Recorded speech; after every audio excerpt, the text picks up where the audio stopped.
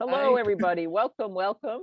For those of you who don't know, my name is Kathy Nelson. I'm the CEO and founder of the Photo Managers, and we are an international organization who supports professional entrepreneurs who offer photo management organizing services to their clients. And we have a growing international community. And I said to Ellen, I can't believe this is our first advice from the pro with somebody from one of our different countries and things. We'll do a lot more of this because it's a wonderful community. And just like, I've talked to Ellen many times now. I feel like I know her well, but it's mostly through these little squares of Zoom, but it has certainly opened up the world for us. Yeah. So Ellen, why don't you tell us about yourself? Tell us a little about who you are, your business, and how you started as a photo organizer and created the Netherlands, the whole photo organizing program in the Netherlands as well. Yes, well, thanks. I'm very honored to be on this talk as a first international member, of course. And I'm very happy with the photo managers. Well, I have a long career up till 2000. Well, I'm Ellen, I'm married, I have two grown-up sons, I even have two grandchildren already. I didn't know that. Yes, yeah. That's fun. Up to 2000, I had a lot of jobs and educations in the field of editorial work, graphic design, traveling, PR work, and I have worked a lot with architects. And architects are creative persons that need someone to organize their things. So I've always been working with them to organize, set up archives for them, make their presentations, make graphic designs also for them. And it was in the period before digital work. It was all paperwork still at that time. And well, around 2000, I thought, well, there must be something more. I also had been to university in the meantime, but that wasn't what I was looking for. Economics wasn't my thing. Around 2000, I thought, well, I would love to do something else. I took a sabbatical, and in that year, I found out through an ad in a newspaper that everything that I had been doing all the time had a name, and that was professional organizer.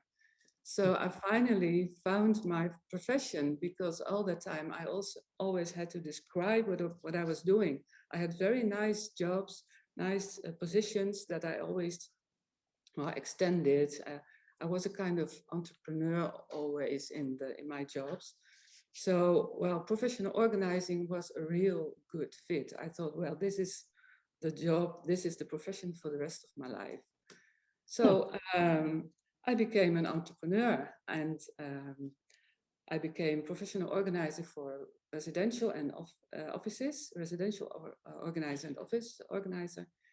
I I gave also trainings for the clean desk policy in offices.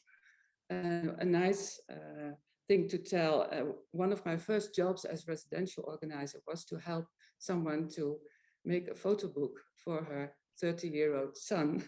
She didn't know how to start. I helped her to make the calculation on the years, how many photos, how to retrieve them from other photo books and so on. So that was a very nice start at that time.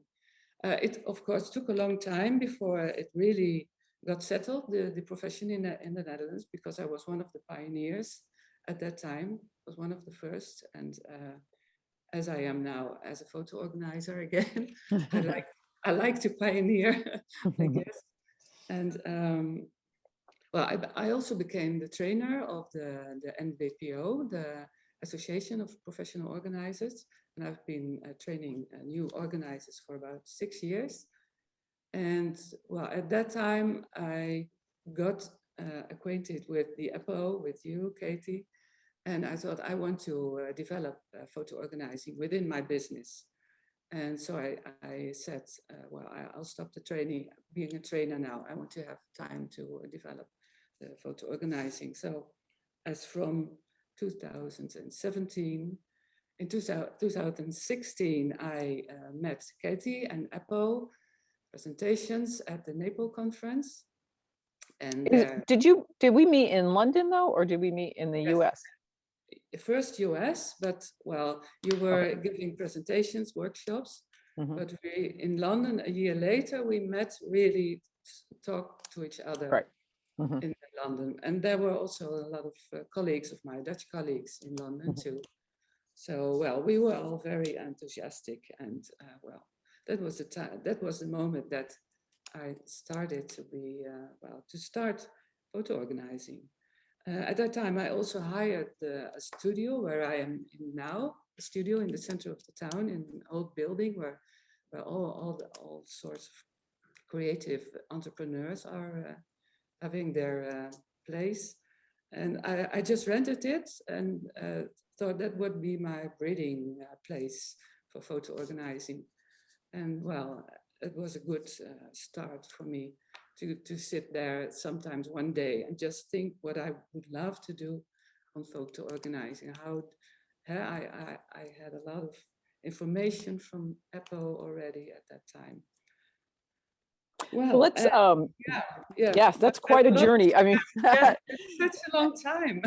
It's been so first of all, those, if you have questions, put them in the chat and we'll have plenty of time for Ellen to answer your questions. And so for those of you, when she talks about Apple, we rebranded our name to the Photo Managers 2 years ago. Prior to that, we were the Association of Personal Photo Organizers. And I changed the name because I felt like photo management was a more accurate description as the complexity of this work has changed. But the reason and the heart of why we do this, and I think with members from all over the world, hasn't changed. So, Ellen, what was it about photo organizing, and what is it about helping people with their photos and stories that brings you the most joy, and that is the heart of why you chose to focus on this? Well, all my life, I have a love of photos. It's a thread through my life. Of a small child, I was already making photographs with the little box of my father. And I've always been doing something with photos, always organizing them, making scrapbooks, making presents. And even in all my jobs, I was attracted by the photos. Not obsessed by it, but I always wanted to do something with the photo collection or with the archive, or so. And within my residential jobs of being a professional organizer, I also had some photo organizing jobs because, well, everyone has photos, but mostly it came at the end when everything was ready. Then the photos came. And because of my love of photos, and I got to know you and your association in Atlanta at the conference, really the light went on. So I'm a photo organizer too, and that's really going to be the icing on the cake of my career, because, well, I'm not that young anymore, because I really want to continue working, but I want to do things that I love and that I'm good at. And so that was the one part. I love photos and I love to do something with it. And the other part is that I like it very much to make people happy with it. You see, they are already starting to be happy when they made the first appointment with you or made the call. And finally, something is going to happen with the photo. They don't even want to know what, but something is going to happen. So that's what I love very much. And maybe the third part is that the research, I love the research part of the research, getting on the table what people want, and the research part of the research in the photos, the research of how shall I do it, what's in the photos. And I love the digital part, but I also love the old archives in which you have to take magnifier or whatever to look at the photos. I think that's three parts: my own love for the photos, the making people happy with sometimes just with having them started in Holland, we have a lot of people that want to just get started and then they'll do it themselves. And maybe I can talk about it later. But I really love the research work, the challenge.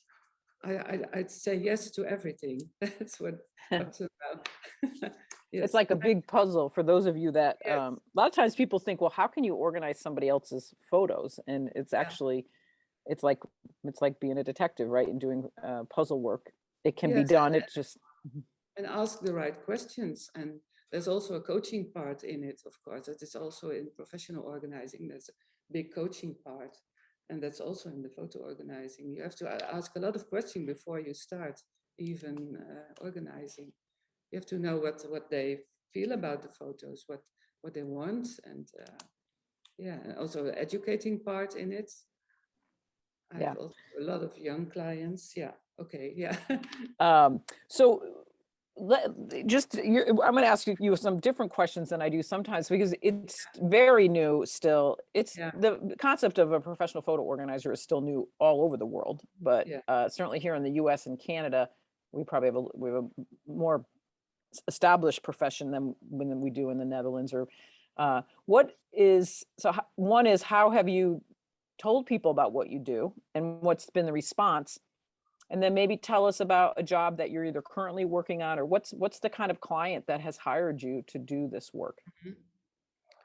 Well, of course, I already had a business and a good business, and lots of people know me. So and when I started telling about the photo organizing, then it's easy to have new clients because they know you and they will tell you, oh, Ellen is also doing photo organizing.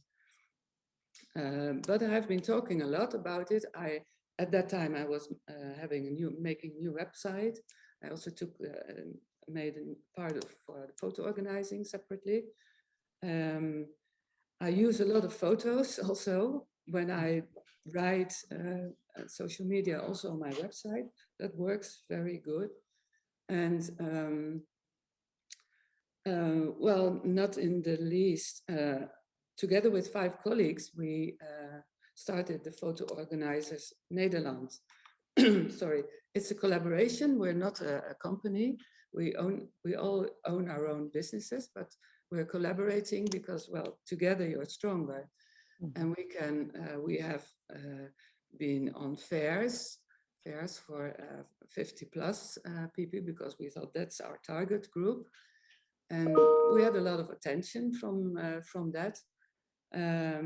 We have been writing a lot of blogs and exchanging tips also from the photo managers, and well, that helps. That helps to make a fuss. And because it's new, you also get a lot of attention. That was also back then when I started to be a professional organizer, because it's new. It's, well, you get a headline in the newspaper or in the local paper because it's new, and that you have to take advantage of that.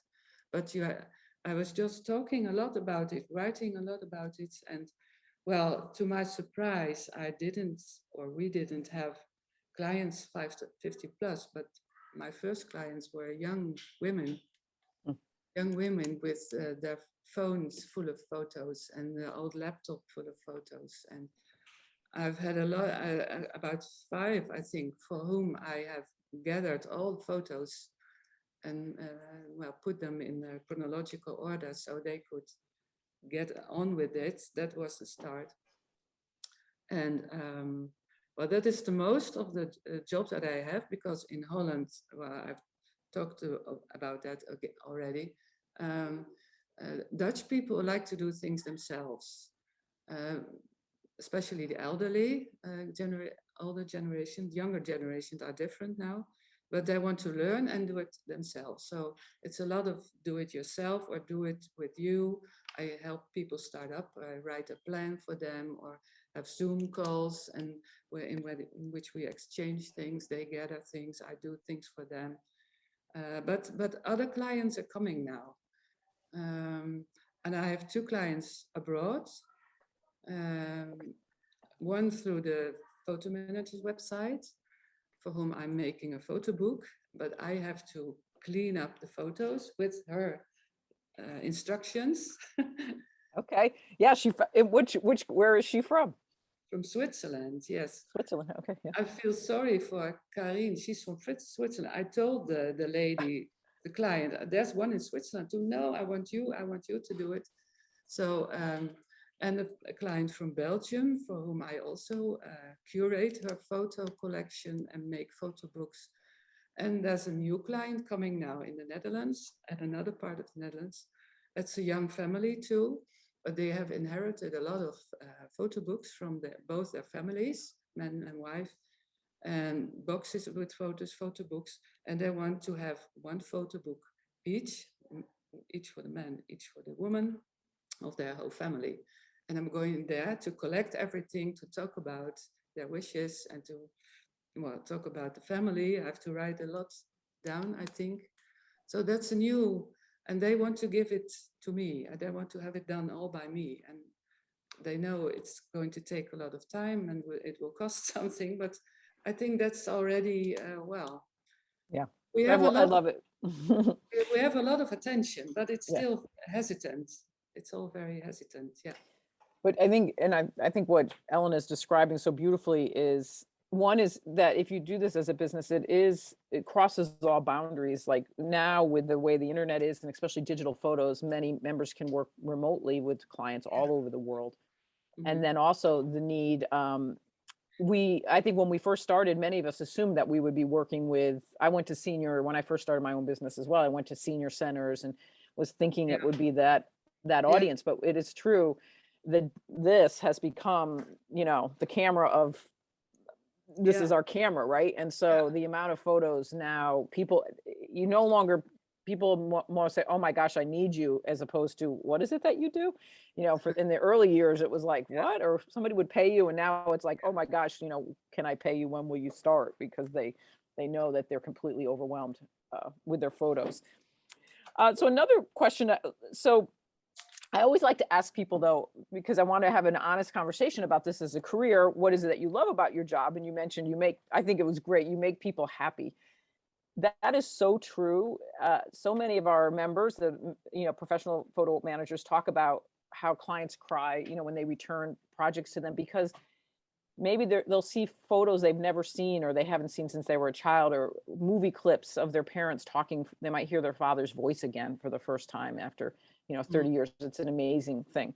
But there's some things about our jobs that maybe we don't like as much. And so I always think it's fun to ask that question as well. Is there anything about what you do that is not your favorite part of what you do?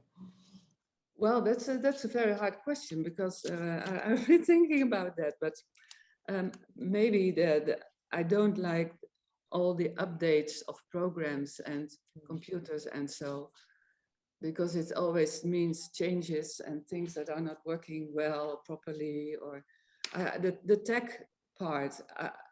Maybe it's a challenge to keep up with everything, because it changes so very fast all the time. But I'm confident. I just take the jobs, and at that moment I'll dive into something that's which necessary. I keep up with everything. That's what I can. So that's a challenge. It's not that I don't like it, and well, I think it's still difficult, the pricing of making a photo book. I don't have trouble with my hour rate, because I just take the same hour rates as I already had as a professional organizer. Maybe some different project prices, but making a photo book, I'm still struggling a bit with the time. I cannot make the high prices that I learned from the profitability course. That for that prices, the Netherlands are not ready yet, I think. But that's what it's not that I dislike it, but I find it a bit difficult still to make a good price, because it takes a lot of time. I still see things as learning, as investment for myself, but well. Yeah, and I think that, I would agree with you. Even for myself, it's technology changes so rapidly, which is why there's such a growing need for the work we do, because if we're paying attention to it, the average consumer has no idea and they're so frustrated, and I think people a lot of times think they're doing, I always say, they think there's a button they should have, like a magic button, that if only I had known to push this button, I wouldn't have all these photos everywhere and a mess. And I want to say, no, there was no magic button, and there never will be. So, but I love your approach. And we say to people, if you want to be successful at this, if you have a curiosity and a Yeah. willingness to learn, Yeah. and a willingness, and then you're not alone in the community, right? So what are the benefits to you of being a member of the photo managers, right? This international community, what is it that you gain from membership, from the community itself? Well, it gives me a lot of knowledge and possibilities to learn and to share and to be inspired by. It's giving me a safe feeling that I will manage, because you're behind me somewhere. Yeah, that's yeah. I couldn't have started without. Well, I couldn't have thought about it maybe, but you can start when you are a member. You just can start, because there's so much to you the photo managers are giving as a basic trainings or basic information, or just keep up. If you have a question, whatever, you can pose it, put it in the Facebook group or whatever. It gives you a safe, well, I don't know how to say it, a back, safe back, safe. Yeah. Oh, yeah. We've got your back. Yes. I've got my back. Yeah. We've got your, yeah, you're It's safe. okay. I'm proud. If I have a client, I always tell, I know a lot, but I don't know everything. And if I don't know, I have a very large community in the USA to whom I can put my quests. So that's what it's for me. And besides that, there are a lot of people that I've got to know, new contacts, new friends, knowledge. Yes, I feel very, very at home. Yeah, at home. Yes, I think that Yeah, at home. That's for good. me. Yeah, Good. yeah. It makes me happy that you say that. And that's a part of our ethics of the organization, is we say a rising tide lifts all boats is the word that we use. But the idea is, right, that we're not competitive. There's such a need for the services that we provide. And different people focus on different, you're mentioning Ellen makes photo books or coaching. She coaches a client and then they turn around and do the rest themselves. Yeah. Some people only do scanning. Some people only do movie conversion. There's so many different ways that you can focus. So, and then you don't have to do it all yourself. You can outsource work. Mm-hmm. Speaking of that, do you outsource any work to any other photo organizers, or do you do everything yourself, or do you have other professionals that do some things that you don't do? And up to now, I do everything by myself. But when there's a large scanning project, there's a company in the Netherlands that we are partnered with, the Photo Organizers Netherlands. They are a large scanning firm, and they digitize everything that exists. They're very good. So that's maybe if I have a client with a lot of things to be scanned, I will tell them, I'll bring it to them, or you can take it and you will give some good price. But no, I do everything. I also want to do everything by myself. I'm Dutch too. I want to learn. Yes. And when I also have colleagues, of course, if there's a big project, we could do that together, or we're having a workshop, or that's the nice thing of collaborating with others. You can make bigger plans and do some things together. But I really want, and I want to keep it this way. I don't want to have employees. I didn't want that as a professional organizer and as a photo organizer. I want to stay Ellen Massaro, alone. I just want, that's my, I love to keep it that way. Then I'll have time for my own projects too. Yeah. Right. So you can, you set your own. You have to That's wonderful. As an entrepreneur, it's your business, right? You work the hours, you go on vacation, right? I know you Yes, go. I want vacations. I have my family and I have my own photo projects too. And I love to go to museums, and well, I need to keep in balance. So it's all right like this. Yeah. Yeah. It's Well, a great profession. Yeah. We have some questions I think that have come in. Okay. Oh, somebody here says, I'm in Los Angeles. My husband lived in Rosmalen, the Netherlands as a child. Okay. So Ginger says, how do you stay on top of the tech changes, training, membership to other organizations, YouTube? Ginger, I'll answer just quickly how we help our members do that, and then I'll let you answer as well.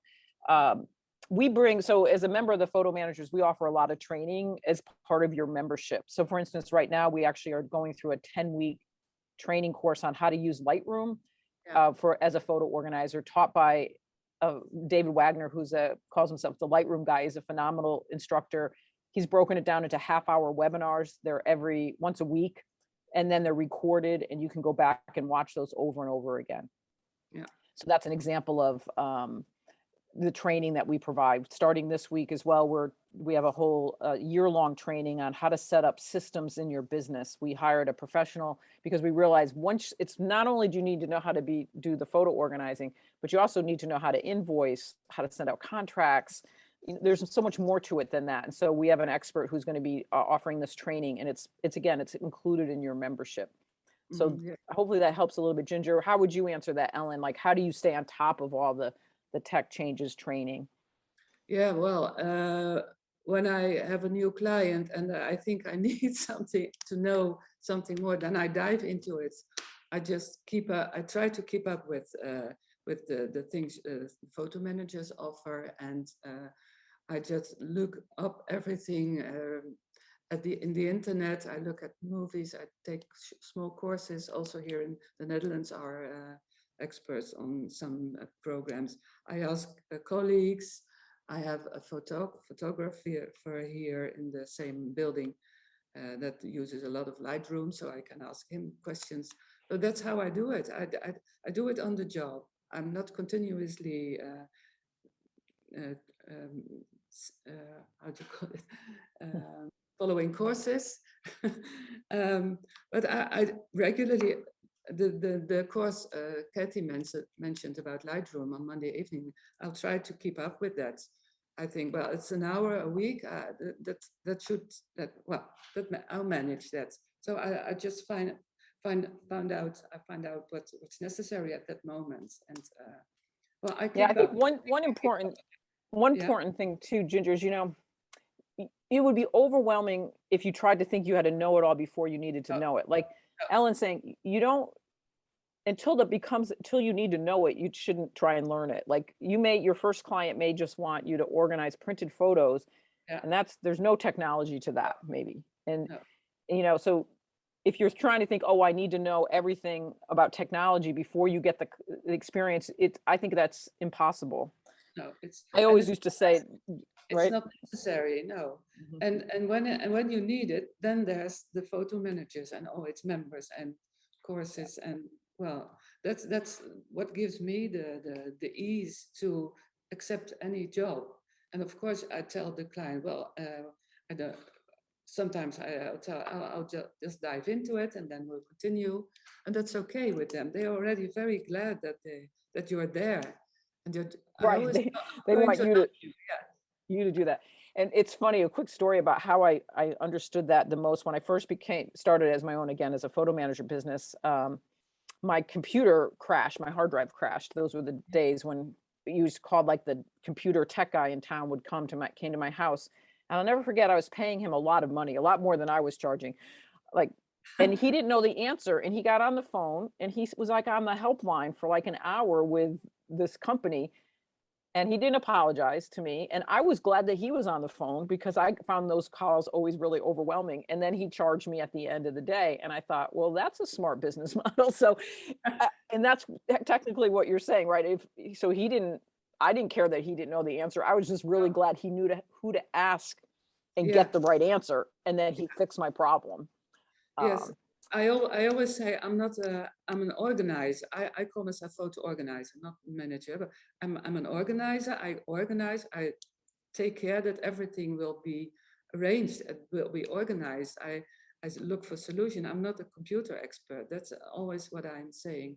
There are computer experts, and if we need them, then I'll go to the computer expert.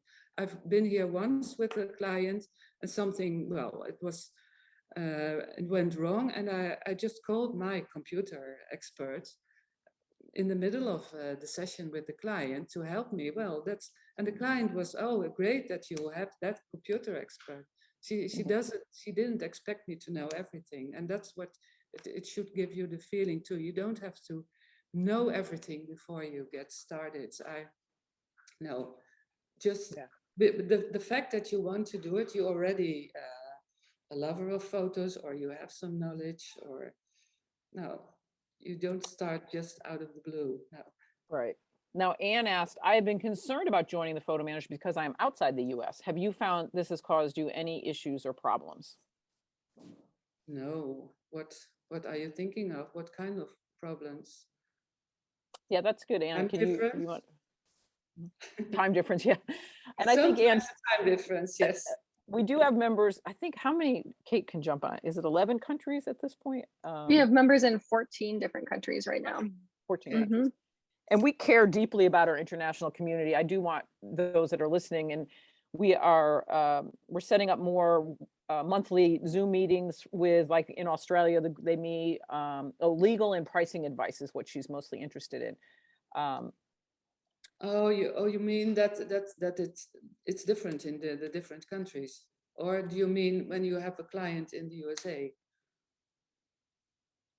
Yeah. Yeah. So the legal, each country. So really, if it's about the legal, yes, the differences. You mean? Yeah. Yeah, well, I didn't have a problem well, sometimes you have to think, oh, right, that's different here in Holland. When there's a webinar on some subject or a course, then you have to check it in your own country about some, but it's not a problem. I know that it could be different in my own country. So that's something you have to, well, look up yourself then. No, I haven't found it. The only is the time difference, maybe. That is sometimes a problem that I cannot attend everything live, but well, it's also great that mostly everything is being recorded. So even this, yeah. Yeah, right. Good. Hopefully that answered your Yeah. questions. If you have more, you can always email us at support@thephotomanagers.com, and we can set up a call or try and understand more what you're trying to learn. But also just in terms of the pricing, that we didn't jump into that a little bit, but pricing has always been hard. We do a lot more training on that. The Photo Managers is 12 years old, and the association has existed for 12 years. So, and we have many members who've been members the entire 12 years. So what's happened now is we have such a wealth of knowledge of people that have actually kind of paved the path ahead of you, that are so willing to share willingly what they've learned and want everybody to succeed. There's this whole movement. We want everybody wants everybody to be successful. So we're getting smarter in terms of, or wiser in terms of project pricing, hourly pricing. But the prices that you set are based on where you live and what your country and even your region of the United States or Canada would tolerate. Just an example, where I live in a small state called Connecticut. It's very small. Maybe you know of it because it's so small. There's probably $100 almost in hourly pricing difference from where I live to where the area of Connecticut that's actually on the New York City, Connecticut border, which is called the Gold Coast. They just pay much higher prices there because everything is more expensive. So just even within a small geographic area like this of 100 miles, pricing can change that dramatically. So you work with what works where you live in your community. Right. Yeah. That's right. And I'm sure it's the same in the Netherlands, in everywhere, right? And Yes, and the more outskirts of the even cities. in the Netherlands, even in small Netherlands, there's a price difference in west and east and north and south. Yeah, that's it. You have to. It has to. You have to feel good about it too. Of course, you have to earn your money, but it also has to fit your personality too. Yeah, I think it was all, but it depends on if you if you have to make a lot of money, of course, and if this is a side job or an extra job or job after retirement, that's also a possibility, of course. But it's also it's a job in which a lot of money can be earned, I think, if you can, Yeah, manage it's it. a profitable business, right? I It's mean, very profitable. Yes, that's the word what I was looking for. Profitable business. Yes, I'm sure. Yes, and there's a lot of work to come. I'm sure. I'm sure of it. Also in the Netherlands, in every country, everyone has photos, and everyone has photos up to here. Yeah. yeah, So but the problem isn't getting any better. no, No. And no. the consumer is beginning to realize that Yeah, it's a problem. I think that's yeah, the change, that the tipping point yeah. now is people know, and they know that they're at risk of losing, their Mhm. most important, valuable photos. I always say on that phone, we want you to find the 25 or 30 photos that matter the most in the midst of all the selfies. And even myself, if I pull up my camera roll, I'm sure in the past week, I have multiple screenshots and photos that I could care less about that are, being backed up in iCloud. And someday if I go to look for my photos, I have to, where's the photo that I took of my son and his girlfriend right before they got engaged? It's sandwiched between, 5,000 screenshots. I mean, Yes, those are the things that people realize that they need help with. And that's what we do. yeah. So thank you, Ellen. Any other questions anybody has? So Tia asked, how do you determine what is a reasonable rate for your area? What criteria do you look at, or do you just set a price and hope it works? Ellen, I'll let you answer that, and I also have an answer to that, but how would you answer that question? What are criteria? Well, I had my own business as professional organizer, so that was my criteria. How did you decide when you first started? How did you know what to charge as a professional organizer? Do you remember how you determined that? Well, there was some kind of calculation that I got from the institute where I started my business. And then, well, it was a kind of a feeling that we could not make a fixed price within the association, but what do you pay a gardener? What do you pay a doctor? And what's the value of it to you? And so I thought, well, it has to be somewhere in between, because you give a lot of you give people peace of mind and you help people. So, well, it was a bit try out. I started a bit lower and then slowly it's steady, and you go a bit higher, and then you just have to talk about it. What would you think if I charged $100 an hour? You can just ask some people in your network, what would you think about it? But it's difficult. It's difficult to say, and I'm curious what you have to say about it. Yeah.